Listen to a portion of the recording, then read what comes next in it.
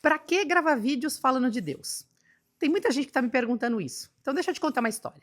Eu sempre fui uma pessoa muito otimista, quem me conhece sabe, de bem com a vida, muito feliz. E durante anos eu venho construindo a minha vida de uma maneira maravilhosa. Tenho uma família maravilhosa, que eu amo, eu construí uma carreira maravilhosa e eu sempre fui muito grata a Deus. Eu sempre tive muita fé. Ou seja, eu sempre me senti muito realizada. Mas quem estava convivendo comigo de perto sabe que há alguns anos aconteceu uma situação muito difícil na minha família.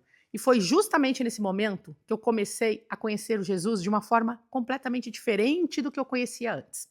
Eu sempre tive fé, eu sempre acreditei em Deus, mas uma coisa é a gente acreditar em Deus, outra coisa é a gente caminhar com Ele todos os dias. E foi isso que aconteceu comigo. Aquele problema que eu passei, ele não desapareceu de um dia para o outro, mas eu fui sendo transformada. E a principal transformação que aconteceu, na minha vida, o problema foi resolvido, enfim, foi uma questão profissional, né. Eu comecei a sentir aqui no meu coração que eu precisava seguir um chamado, né. E eu entendi que Deus ele tinha reservado muito mais para mim do que eu poderia imaginar. Tive medo? Tive medo, né, mas não foi uma decisão baseada em medo, foi uma decisão baseada em confiança, né. E tem um versículo que eu gosto muito, que eu aprendi, na Bíblia, que é o Efésios 3:20, onde diz: "Deus, ele é poderoso para fazer infinitamente mais do que a gente pede ou pensa". É mais ou menos isso. E hoje eu acredito nisso de todo o meu coração.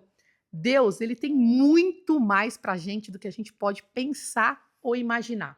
E é por isso que eu resolvi gravar vídeos, para dividir com vocês tudo que eu tenho aprendido nessa minha caminhada com Jesus, sabe, todas essas maravilhas, né.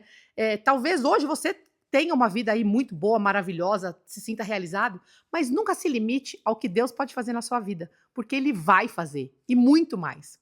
Porque quando a gente caminha com Jesus, a gente descobre que os planos dele são sempre maiores que o nosso.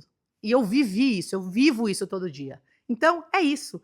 Hoje, chama Deus para sua vida e deixe Ele agir e comece a viver o extraordinário que Ele tem reservado para você. Uma semana maravilhosa e abençoada.